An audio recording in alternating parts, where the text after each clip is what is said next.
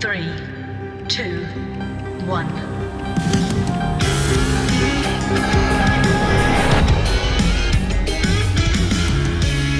Once again, happy Easter. I want to talk a little bit about what we've been doing so far this year. So stepping into the unknown, the silence, as we did in the guided meditation, we get on this path that's less traveled, the road not always taken, to paraphrase Robert Frost. And in this year of awakening, we are now entering our 4th month in our theme of awakening. We have stepped into believing it. That's what we did in January. We talked about believing in this awakening. And then in February, we talked about loving it, loving the awakening, having feelings about it, in bringing it into our lives. Then we observed it during March. We observed how it's working, what we do to make it work. Now it's time in April to declutter this idea of awakening, of revealing the divinity that is within each and every one of us. And we do that, first of all, with joy. Now, let me go back a little bit about what we believe. We believe in the eternality, the immortality, and the continuity of the individual soul forever expanding, right? We are connected to this power and presence that is in the universe. And we believe that we experience this expansion, and it's a continuous expansion, just like the universe is continuously expanding. We experience this expansion to the degree that we become conscious of it. And that's what we're doing this year. We are awakening to it. We are becoming more conscious of this power and presence that is right here waiting for us to reveal it in our lives. And when we're doing that, we are awakening to its wisdom and allowing ourselves to be free from discord of any nature in any part of our lives. And if we step away from that awareness, which many of us do at one time or another, it's always there to resurrect itself in our lives. All we have to do is call for it.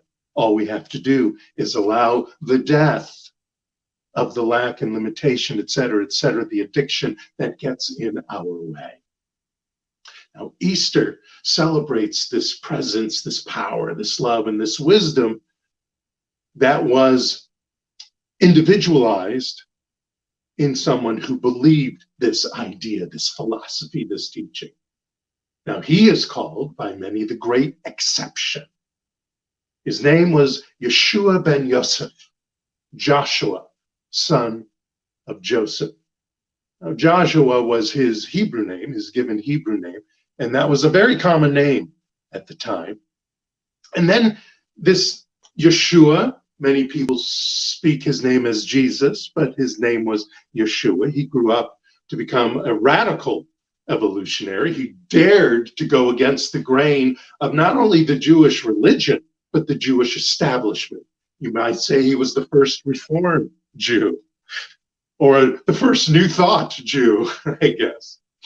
In Matthew 5:17, Yeshua was quoted as saying, "Don't misunderstand why I have come. I did not come to abolish the law of Moses or the writings of the prophets.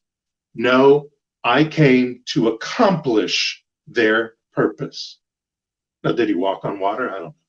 Did he raise Lazarus from the grave, from the dead? I don't know. Did he heal the sick and disease and multiply the loaves and the fishes? I don't know. And I don't really care. At least to me, it doesn't matter that all those things happened or not, to appreciate him, to appreciate what Yeshua came to do and to be and his purpose in life. What matters really is the lessons that are written in the Gospels, some of the Gospels that are in the New Testament and the other Gospels that aren't in the New Testament, and how those Gospels spoke through him. So here's a guy who taught joy. He taught joy all the time. Now, remember, to me, joy is not about happiness. Happiness is a state of mind. a mood that comes and goes depending on the experience you're having at the time. Joy is a state of belief. Joy is a state of being. Joy to me is found in the deep connection to God.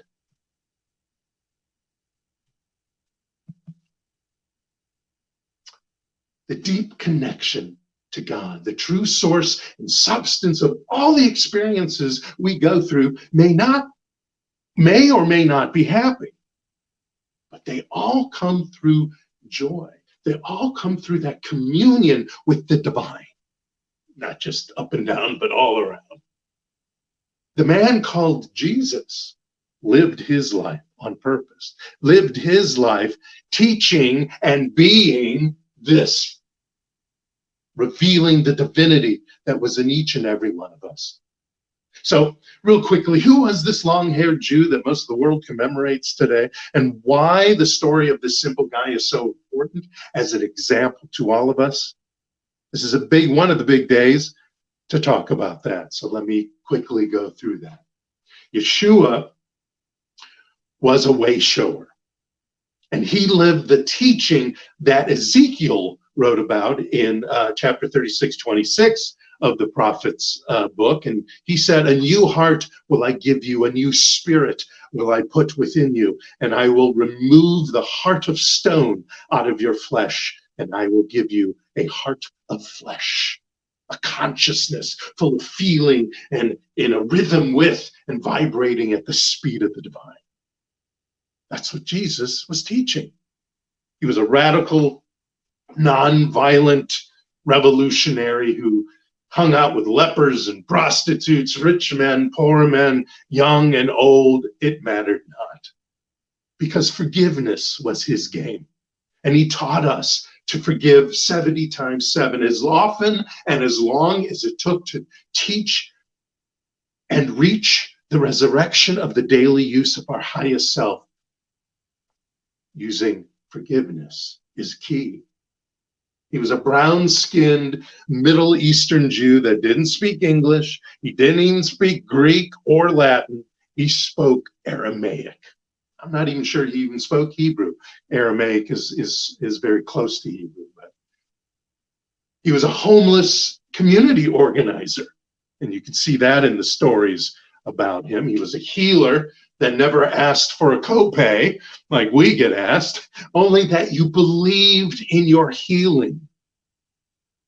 He talked about, it's not me healing, you're doing the healing. It's your belief in me doing what I'm doing that the healing takes place. Just like when you go to a practitioner or a minister and ask for spiritual counseling or a spiritual mind treatment.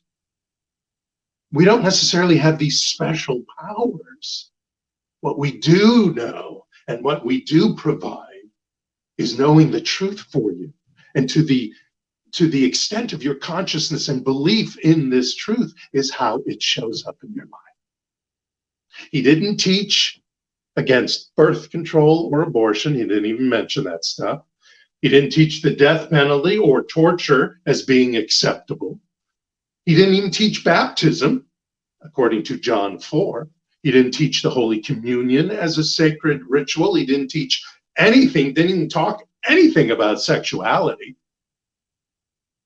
He didn't teach that wealth made you a more successful person or less wealth made you a less successful person. He didn't teach the concept of hell or really heaven as a place that you go to or something in the afterlife somewhere in the skies. He didn't teach any of that. He didn't teach the concept of original sin or speak of man's fall from God's grace. He didn't get into any of that. What he did teach is oneness, a respect for one another, no matter the social standing. That love was the only way. That purifying the soul was capable at all times in your life, no matter what happened, through forgiveness. Not just about forgiveness of another person who supposedly did something at you or to you, but forgiving yourself. or either being in that situation or whatever requires forgiveness, that cleanses your soul, that opens you up to manifesting into your life those fabulous things and ideas that you want to demonstrate. He taught that the power and presence of the divine was within. From Luke 18:21, he wrote, "The kingdom of God is within you." The kingdom of God is within you. Manifesting, like I said, he taught, was through belief or faith or consciousness, through right thinking. Usually you see it as righteousness in biblical terms, but right thinking and the power of our perceptions, like that we talked about all last year, the power of our perceptions is the key to life's experiences. Here's a few quotes. "Your faith has healed you," he said. "If you have the faith the size of a mustard seed," he talked about, "and let it be to you according to your belief." You'll find those ideas in Luke 17:19, Mark 5:34, Matthew 17:20, and Matthew 9:29. If you have the faith of a mustard seed, how powerful you are, because the mustard seed grows from this teeny, teeny, tiny seed into a 9-foot tree. He taught that if you speak the gospel, now the word gospel means a joyous word. So we're talking about prayer. So when you pray, revealing the divine counsel that is already within you, calling upon that truth, calling upon that inspiration, which is available to you at all times, things will show up. The ideas, the next action you need to take, or the thing that you've decided you require in your life. And he talked about that in Matthew 6:9-13, and Luke 11:2-4.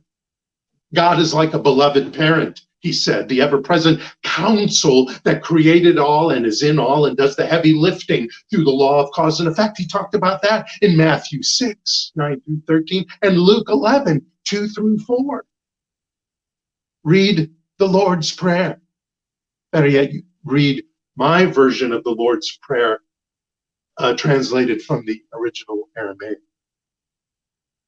He taught that prayer is a personal communion between oneself and the divine. He wrote in Matthew 6, or it was written in Matthew 6:5-6, "Go into your inner room and lock the door, and do not pray to be seen of that, or that others could hear." It's an internal thing. It's a personal thing. Yes, I know we do spiritual mind treatments and prayers during the celebration. But when you pray for your own self, or when you pray for others in your life, you do that within. It is a personal communion with the divine. Personal communion. Jesus taught that. He also taught the divine light and the inner light are the same. As you might remember in Matthew 5:14-16, if you've read the New Testament, it says, "You are the light of the world. Give light to all who are in the house. And let your life so shine before men that they may see your good works." You also heard that in the musical Godspell. He taught non-judgment, non-resistant, detachment, and release, just like the Buddha did. In the parables of the rich man and young man, the parable of the woman caught in adultery and the Pharisees in the temple. He taught the law of abundance. He said, it is said in John 10:30 that he said, "I have come that you might have life and have it more abundantly."